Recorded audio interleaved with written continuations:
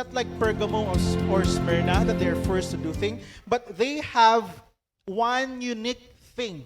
If we could remember Lydia that we have read earlier, she was a what? A businesswoman.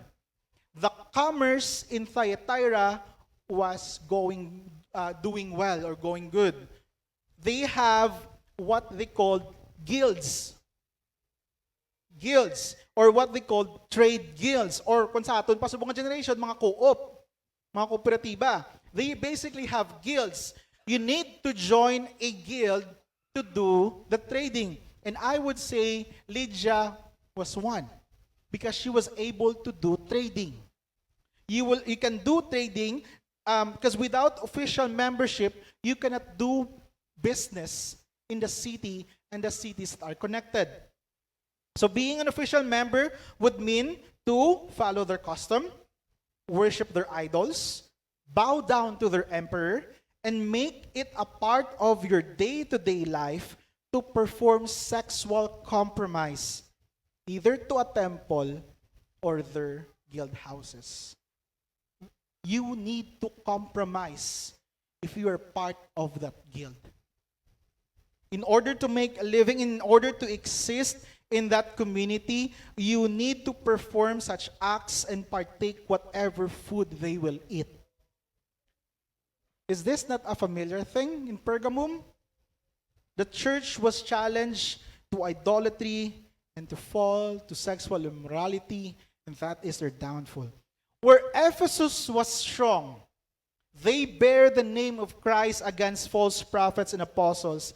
The church in Thyatira tolerated this. They allowed false prophets, false apostles, false teachers to penetrate them and preach to them, which clearly was against Christ, what he has done, and who he was. The problem here is a compromised worship. The church in Thyatira was a church of love, works, service, but they were naive, thinking that we can just worship Christ and worship idols at the same time. We can be spiritual on Sunday or on the Lord's Day, but for me to provide to my family the needs, to do the business, I need to do one thing. I need to compromise to the world.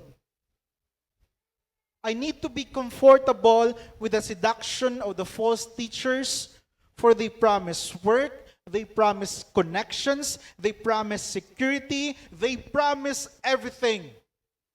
And they will just ask one thing, to worship their gods, to worship their idols. It's like it is presented nga may healthy nga work-church balance. Work is different, church is different, you can compromise. And that is what they did. They tolerated, they compromised. And I tell you, this is happening to churches as well today. Are we waiting for a big compromise? No. In small, deep, silent things, we compromise. You compromise your identity as a Christian for you to find work. You compromise your identity as Christ-like for you to excel, to be promoted, for you to be the perfect person in that workplace. But you know this, that you compromise. Now you might be growing, you might be loving, and you might be serving. But if you compromise just a little bit, this is the reminder of the identity of Christ, the Son of God.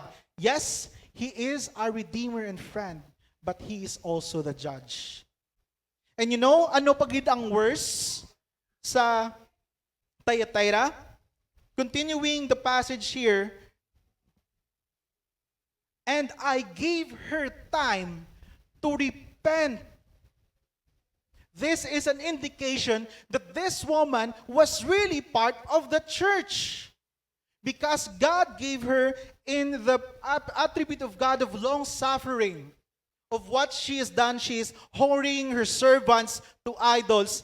God gave her time to repent. Why? Because as stated in Hebrews 12:6, for the Lord disciplines the one he loves and chastises every son whom he receives. For her to repent, church discipline needs to be present at the church. That's why I was telling earlier that this is actually a healthy church. There is a process of church discipline. Though we might not know how long it took to happen, but Christ gave her time to repent.